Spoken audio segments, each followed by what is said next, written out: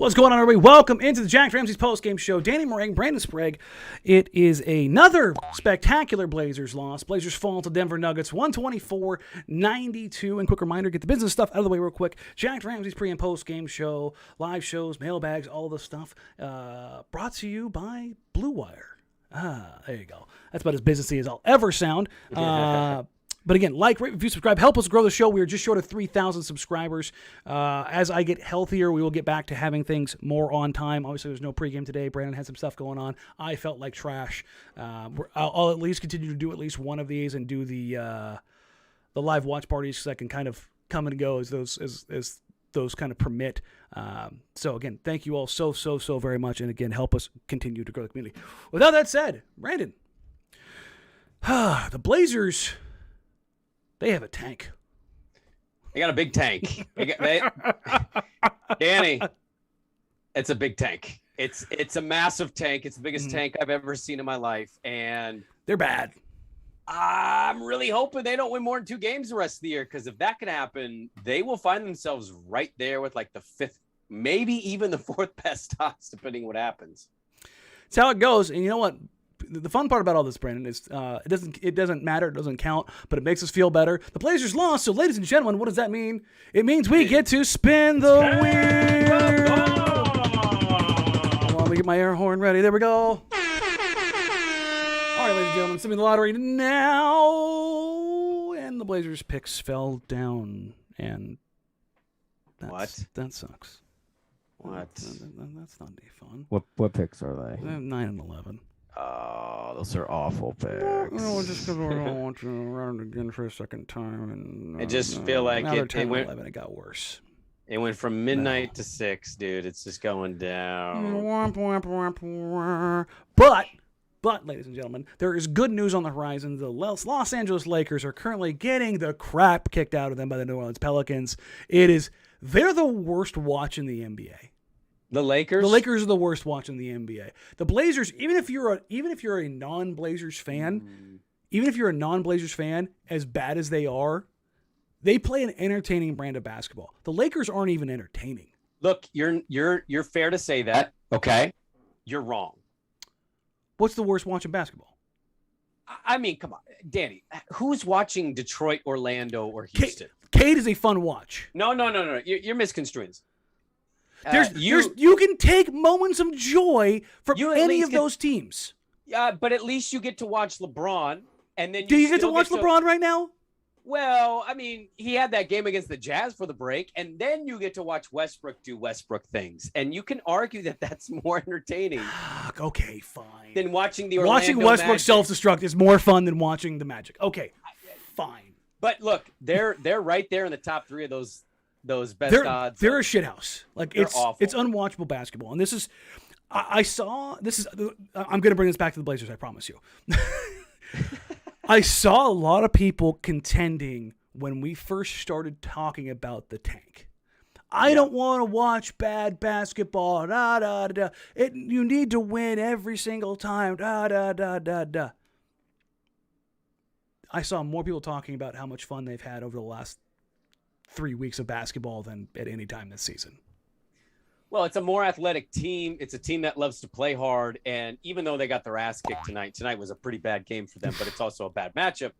They will get past, I think their next 3 are against good opponents. They'll get past those games. Next 4. It's thank you. Suns, T-Wolves twice, Jazz. They should get absolutely throttled in every one of those games. But after you get past that, you start to play some of the more inconsistent, crappy teams here, and that's where it's a fun way to put it. Well, it takes your bad basketball and it makes it somewhat more competitive. Hopefully you still lose these games, but you get my point.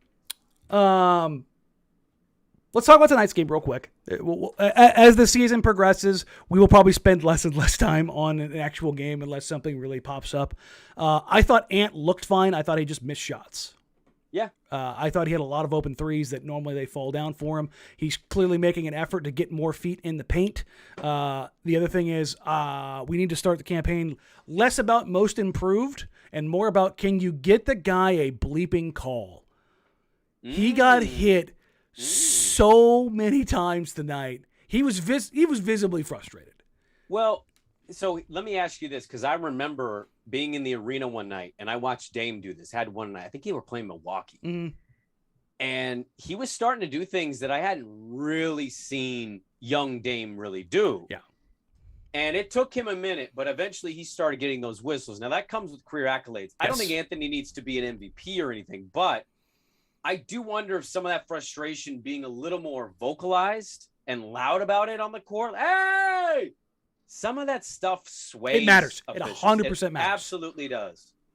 So, you need to text him about this. You need to tell him, Ant, I know you're frustrated. I can see you're frustrated. Tell the refs you're frustrated. He's going to. No, he's going to do that. That'll be the next part of his game. It's one of those things where I liked what he did tonight. There was clearly, for those that didn't watch it, I'm going to keep plugging it because I really enjoy doing it. I always enjoy talking to the guys in interviews. I sat down with Ant 2 weeks ago, and one of the things we did talk about was his ability and willingness and desire to get in the paint, and the coaching staff getting on him specifically. Basically, like when he's coming down the court, get in the paint, and him making that, okay, I need to get in the paint right now. I can always get a three whenever I want to. I need to get 2 feet in the paint. And I think you saw a lot of that tonight where he was getting there, but it's going to take a little while to reward the free throws. And somebody in here said Homer Danny. Dimitri says Homer Danny. That's just, that's a progression that a star player goes through. It genuinely is. It doesn't matter where you play. Well, it's not true. If you're a Laker, you'll get those calls no matter where you go. But you need that part of that progression. Like right now, I'm very comfortable saying that Anfernee Simons will be a 20.5 assist guy alongside Damian Lillard next year, which is a crazy thing to say, but I am confident in that. For him to take that leap to where he's 24, 25, free throws have to be there. That's why CJ McCollum could never be that guy. It's because he never got to the free throw line. If you don't have that in your bag, you cannot be that guy. So I think that's the next progression. I think that honestly, that's what I think is probably one of the most important things for him to pull out of the rest of the season is establishing that relationship with referees. Like, hey, I get into the paint. I'm a $195. I get hit. When I go 2 feet the other way, it's not because I just went that way. Well, I'm curious to pick your brain then. If you can get to the line more, ideally, and he's to maybe get past the point of what CJ couldn't break through. Yeah. How many a night is that for you? 6? I think 4.5 is the starting number. Okay. More importantly, it's about free throw rate. Because like I said, I've hinted it, I've gone at this stat a million times. CJ McCollum has the worst free throw rate of any 20-point per game scorer since 1970. That's insane. Well, it's a Pelican problem now, isn't it?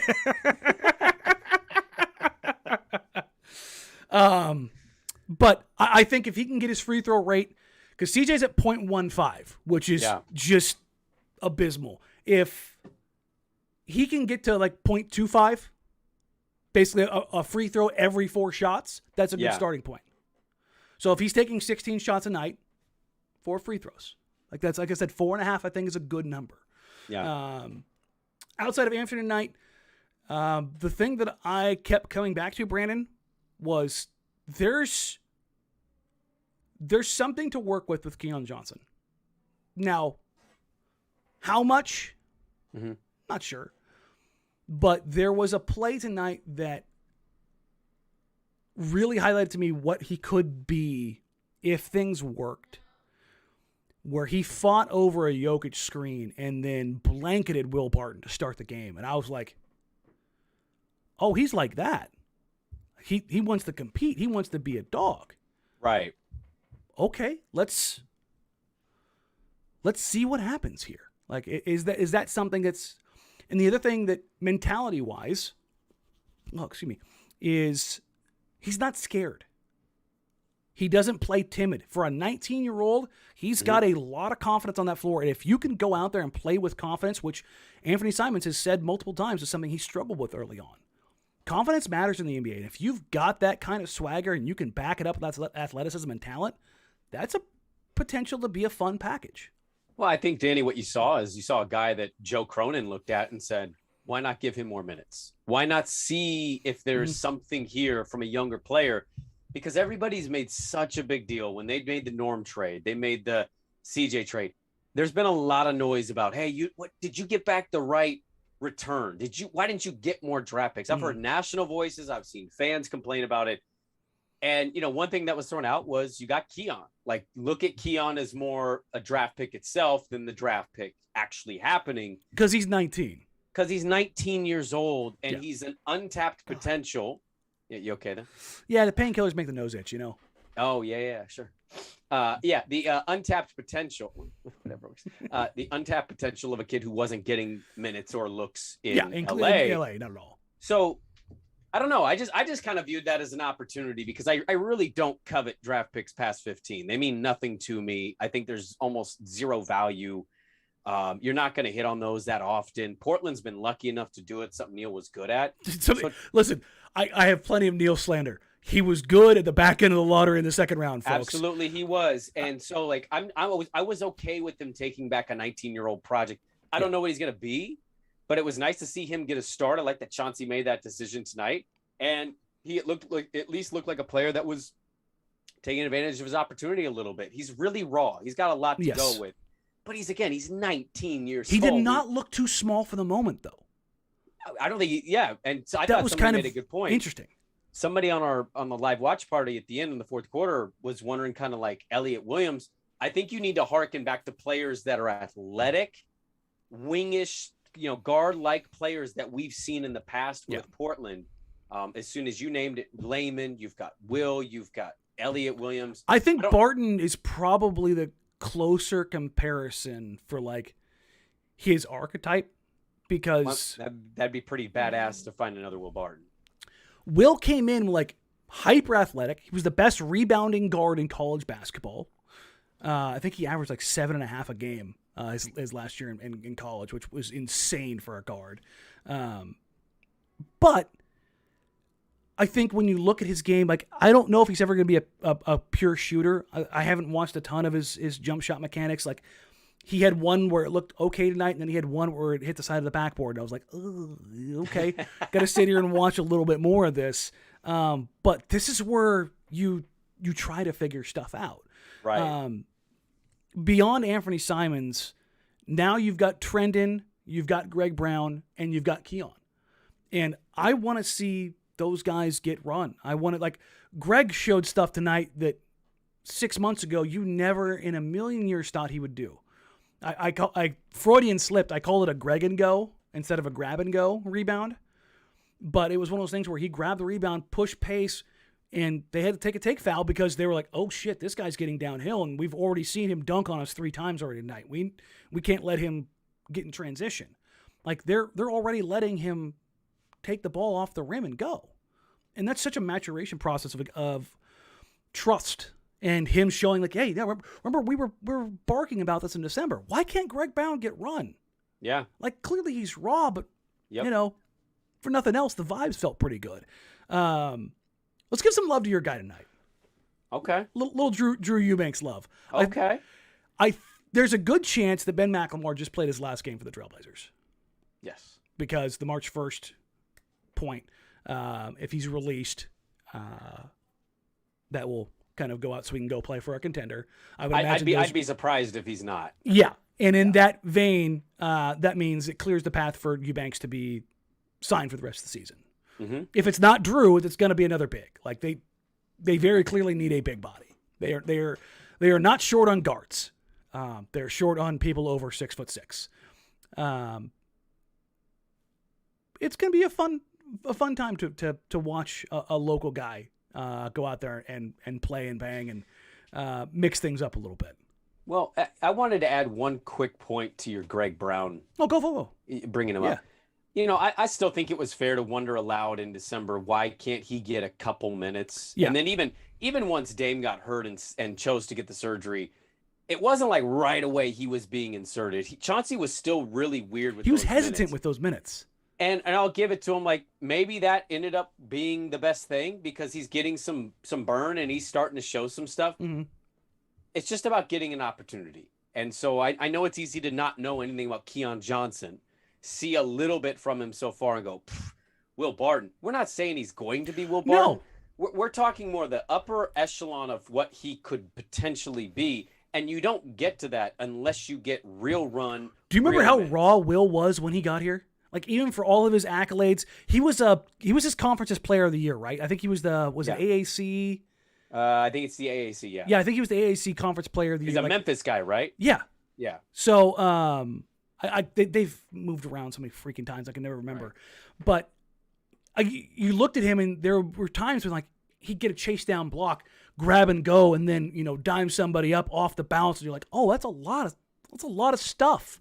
Like, Right. he didn't do anything at, like, this incredible level, but his athleticism allowed him to do so many more things. And I think when you look at Keon, his athleticism is going to allow him to do so many different things that it maybe covers up for some shortcomings.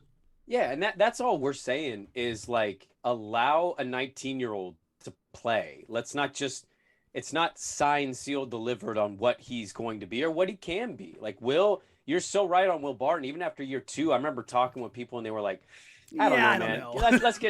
I don't care about this guy. And I probably said that at some point. He's second-round pick. Yeah, I was probably like, he'll be out of the league in 2 years. He did a hell of a job working on his game, being developed by the organization. And, we made a trade that we thought was going to better serve the organization. And it was a bad trade. It was a bad trade. It's okay to say. That's fine. I didn't hate the trade because I knew Aaron Aflalo could do something. I had no idea Will Barton would be quite this. But he got an opportunity in Denver. He ran with it. If Keon can get an opportunity, who knows? I'd rather take a flyer on what is he? Is he 6'4"-ish? 6'4"? Yeah, he's. I think he came into the combine at like 6'3" something in shoes. Give me 6'4" and give me 6'4" hyper athletic 19-year-old. I'll take that all day. Yeah, when you've got a 40-inch vertical, and like, again, for a guy who looks like he's got a slender frame, much again like Will, that's kind of why I'm using that comp, is that Will's like this big around the waist, is he plays bigger. Like he jumped off 2 feet with Aaron Gordon and stuffed his shit at the rim. Mm-hmm. And I was like, you got to be pretty strong to not get put in the rim by Aaron Gordon. Gordon's a big dude. Now, yes, Keon kind of stumbled on the way back down because Aaron threw it down with some force, and Keon had to use everything he needed to stop it, and Gordon was able to grab it and put it back up. But to be able to compete physically at that level at 19-year-old kind of bodes well for, I think, the process, if that makes sense. It absolutely does. And I don't really have much to add other than to say this. Drew Eubanks signing with the Portland Trailblazers for the rest of the year has been the best thing about Oregon State basketball this season. And it's not even close. Hey, how did that USC game end? In double overtime, bitch. Moral victories, baby. Hey, that's what we're great at. Don't ask me how the CBS game went against UCLA. Don't ask me about that, where they almost lost by 40 points. Yeah, well. The Blazers almost lost by 40 points tonight. That's called a tank. Yeah. That's a hard tank. And for everybody who's just kind of, what's going to happen? Is the tank going to be effective? Let's look forward now, Brandon. Yeah. The Blazers are going to go out on this road trip, and they're going to play Phoenix. Remind me, do they have a monster 7-footer in the middle who can absolutely dominate a game? They have like 8 players that can dominate a game. Okay. So, yes. But, I mean, just purely on size. Yeah. Is DeAndre Ayton going to eat them alive? Yes. He ate Nurkic alive, and they don't have Nurkic anymore. Okay. So, Minnesota, do they have a multifaceted, talented big man by any chance? That can win a 3-point contest? Yes, they do. Oh, do they play him twice? Yeah, back to back. Okay. Utah, they have a particularly large individual in the middle of the floor? Yes, they do. Yeah, Danny, I'm sensing a theme with your question.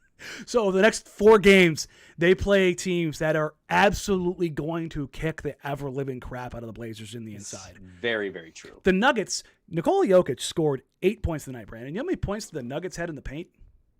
Oh, I don't. 62. That's with Nikola Jokic scoring 8 points. That is so awful. 8 points. That is being dominated by a team. If that's 62 in the paint, oh my God. And they let up. That Phoenix team, listen, they're not going to have Chris out there kind of, leading the offense, but they still won't be a problem. So for everybody wondering as far as like where the tank's going to go and how this is all going to play out. So you've got those 4 games. And then Brandon, something you alluded to and you said you wanted to talk about here. God, yeah. Normally this don't itch this bad, but it's causing my freaking nose to go crazy. So sorry for everybody watching on video. after those 4 games, you come home for 1 game for the Washington Wizards, who somehow always end up playing Portland very well. Yeah. With the exception of the last time, the Blazers got that weird wonky win where nobody, I think Kuzma was like 2 of 14 or something like that. But then they go on a 5-game trip. The 14th, 16th, 18th, 20th, and 21st. So a game every other night through the first 4, and then a back-to-back. Yeah. And you have Atlanta, Knicks, Nets, Pacers, Pistons. Now, this Blazers team has already shown that they can play with the Hawks. That was with Jusuf Nurkic. John Collins, Clint Capella, probably going to eat. Trae Young, probably going to get in the paint. The Knicks, weirdly enough, played the 76ers very competitively today. Yep. But that same Knicks team also just got the crap kicked out of them by this Blazers team a couple weeks ago. Again, without Jusuf Nurkic. They were up 23 points in that game.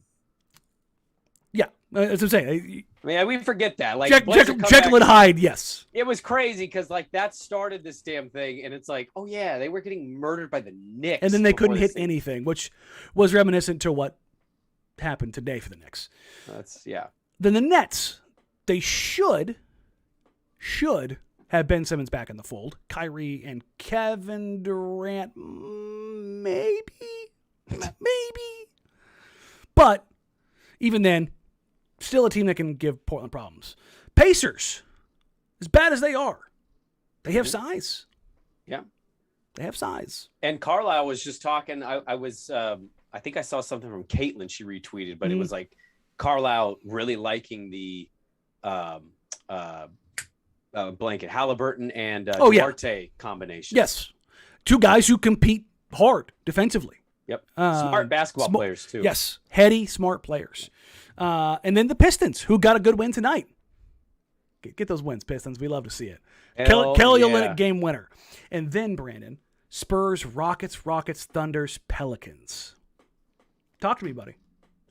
I think you lose. The Pelican games are one I circled initially when we brought this up. You want those games to be losses for Portland. Well, no, I know, but like when Nurk had not been ruled out, I had circled that and said, you're really going to beat that? You're going to lose to that team with Nurk and the way they're playing? No. Well, now Nurk's gone. They're going to lose those games. Now, Houston, that's really going to be a testament of how shitty are you. And San Antonio should be 2 losses. I don't think people realize how bad Portland is right now. No, I think they do, Danny. So do maybe well, I mean, look, I'm telling you, as somebody who thought they might go on a legitimate Jason Quick 11-game win streak, I'm now to the point of saying I think they could possibly win 2 games the rest of the season, and then I wouldn't be shocked. Okay. So there's 21 games, I think, remaining, because I think they were at 60 tonight. So... Because sorry to interrupt you. You're doing yourself a favor, by the way. Keep this in mind. When they get to Houston twice, Oklahoma City twice in like an 8-game span, when they get to those games, San Antonio, doesn't it behoove them to do what they can to lose those games to increase the win total of said team? So it's a literally 2 for 1. It is. It's a 2 for 1. So you're starting Ant, right? But then Ant plays 26 minutes, not 20, not 27, not 28, not 30. Yeah. Keljin Blevins ends up starting. Like, you play that game against those teams, man. Well, I mean, one thing we haven't even talked about yet is the Achilles injuries and things that are popping up with the Trailblazers right now. Eric Bledsoe, Justice Winslow. Just leg injuries, man. What can you do about it? A lot of WebMDing going on. It's just... Noah Berman says, we're so bad, that's why I've been pissed they've won so many games recently. Nurkic was really the linchpin. Yeah. Realistically, just like having real size that was enough of a deterrent that Ant was so good offensively. And it's something that we don't talk about enough is Josh Hart was quite literally playing the best basketball of his career. Yes. He was shooting 60% from 3, averaging almost 25 a game. Like, he was incredible. Yep. Absolutely incredible. Eric says they'll go 5-15, maybe 6-14. I don't see 6 wins. I could be wrong. Hold this for the old takes exposed here. I think they do have the Rockets twice and the Thunder twice. But that's Danny, I'm telling you, Listen, I'm with you. I think Joe is understanding that, look, they won 4, so there's 4 games you just let go. He wanted to tank. That was clearly what his MO was at the trade deadline. And it backfired a little bit just in the sense of Nurk and Hard and Ant all played well. I think he knows what's coming. And if you look at the schedule, I think he's going to start playing this, he's banged up tonight game. And, we played Blevins 28 minutes tonight. Like, you have an opportunity. You won't catch Houston. You won't catch Orlando or Detroit. You probably won't catch Oklahoma City. But you play all of these teams, and you have an Pacers opportunity for them to win more games. Pacers are catchable. The Kings are catchable. Yeah. That puts you right there at 6 and 5. Like, you can get to 5 or 4 in your draft odd chances. Like, we're going to run home screaming excited about that. Which I think is kind of where we'll end up. So, business side of things. Well, obviously we're not doing a mailbag pod because it's Sunday game night. We'll probably do one tomorrow. Yeah, I can record. Yeah, we'll do one tomorrow. This is how Brandon and I schedule. We do it live. I'm like, oh yeah, that's right. We need to do that. So we'll do a mailbag pod tomorrow. So after we're done recording here, I'll post the question tonight. So you guys can reply to that. You guys have been awesome about getting questions, and we've had like 45, 50 questions per podcast recently, and we haven't been able to get to all of them. So let me ask him a question now. I'm just going to put it in. Your thoughts on the Blazers Edge thing? Can't wait to dive into that tomorrow. We were going to talk about that tonight, but actually I thought about that. We'll save it for the mailbag. And I'm not like dancing around it, guys. I just want to spend like actual time on that. There's way too much. That's clickbait. Like, just stop. You don't write 3,000 words on clickbait. Sorry. We'll talk about that tomorrow. that thing has always irritated me, whether it's somebody I know who wrote it or not. It's like, just because you don't agree with something does not mean it's clickbait. It's okay. Everybody keeps asking. I'll say that a lot of this for now. I'm still in a lot of pain. Normally I move the crutches. I just realized I had them behind me. I don't have them off the screen. I'm progressing okay. We didn't do a pregame show tonight because Brandon had something to do and I was asleep. So, Danny texted me at like 12:45. I was caught right in the middle of something. I got back to him an hour and a half later, and he's like, "That's okay, man. I fell asleep." Yeah, I've been in bed. Physical therapy has been kicking my ass. To like, I can't explain to you guys how weird this situation this is. I've had multiple knee surgeries, and physical therapy has always been something that's like readily, easily, and overcomable. Learning how to walk again is a very strange feeling. Like, it's like the only way I can put it is it's like a baby leg. Like, it just kind of like wobbly, doesn't really work. So it like literally learning how to walk again is something that I have to focus on. Damn. So it's a very, very weird position to be in, but thank you all for reaching out and being so supportive and allowing me to do everything here and just being great about everything. It is literally the encouragement and everything has been, not to get in like too personal, has been a huge, huge like lift for me.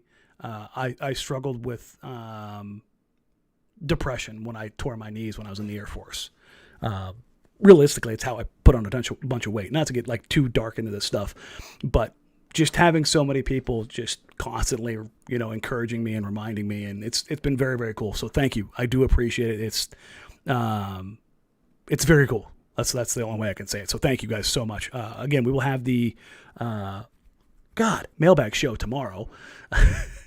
And then we'll be back on schedule for pre and post, barring any setbacks or whether or not I'm getting my ass kicked in physical therapy. That's kind of how this is going to go for the next week.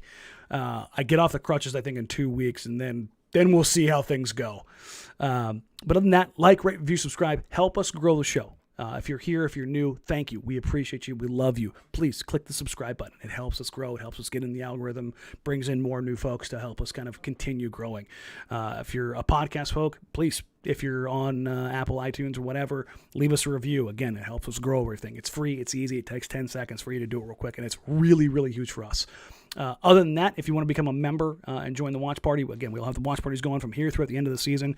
We're going to do some March Madness watch party stuff. Hooray! On some off days. So if there's, we'll probably take some time to look at Chet. We'll probably take some time to look at Jabari will probably take some time to look at Keegan Murray, and we'll probably take some time to look at Ben Mathurin. Those are the 4 guys I think I'm highlighting right now. Top of the lottery, mid-lottery, and I'm trying to find 2 other guys. And we'll just kind of bounce around, watch some games together, and talk about prospects and kind of project forward. And the closer we get to the draft lottery and draft picks and stuff like that for all the members, we'll have some stuff. We'll also have some members-only Q&As coming up and as well. I am going to run the simulation or the lottery thing for the Nick Batum jersey tomorrow, and I will have a winner on that and be able to send that out for you guys. Oh, also, real quick, if you donate money this month, all of it is going to Brooks charity cause, just so anybody who didn't see that or on Twitter or anything like that. So other than that, thank you guys so much. You can find us on social media at Jack Ramsays, at Danny Marang, at Brandon Sprague. Like, rate, review, subscribe. Help us grow the show. We'll be back with your mailbag pod tomorrow, so get your questions in for that. Take care. Talk soon, and we will catch you tomorrow.